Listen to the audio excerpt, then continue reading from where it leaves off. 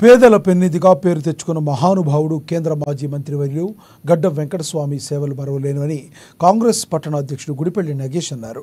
పట్టణంలోని కంది శ్రీనివాసరెడ్డి క్యాంపు కార్యాలయం కాకా 95వ జయంతిని సీనియర్ నాయకులు గిమ్మ సంతోష్తో పాటు పెద్ద ఎత్తున హాజరైన కాంగ్రెస్ శ్రేణుల మధ్య శనివారం ఘనంగా జరుపుకున్నారు. కాకా చిత్రపటానికి పూలమాలలు వేసి ఘన నివాళులర్పించారు. కాంగ్రెస్ పార్టీకి ప్రజలకు ఆయన అందించిన సేవలను కొనియాడారు. పేద బడుగు బలహీన వర్గాల సంక్షేమం కోసం వెంకటస్వామి ఎంతో కృషి చేశారన్నారు. స్వాతంత్ర సమర యోధుడు, తెలంగాణ ఉద్యమకారుడిగా సోనియా గాంధీకి అత్యంత సన్నిహితులుగా కాకా మెలిగారని అన్నారు.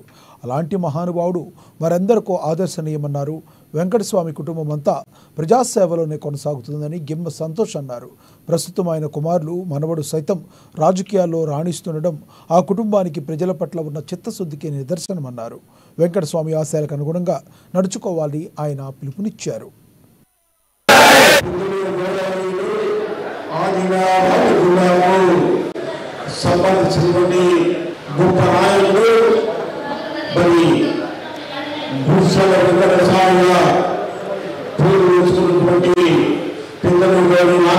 సందర్భంగా ఈరోజు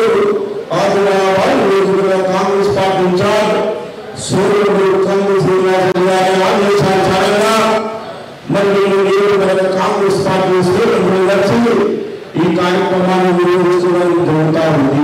మరి వెంకటస్వామి గారు ఈ రోజు కూడా వారి కుటుంబం మాదిరిగాలో నిలబెట్టుకున్నారంటే కేవలం వారి మనవడి గారు కూడా ప్రజా జీవితంలో అఖిలాబాద్ కాంగ్రెస్ కమిటీ ఆధ్వర్యంలో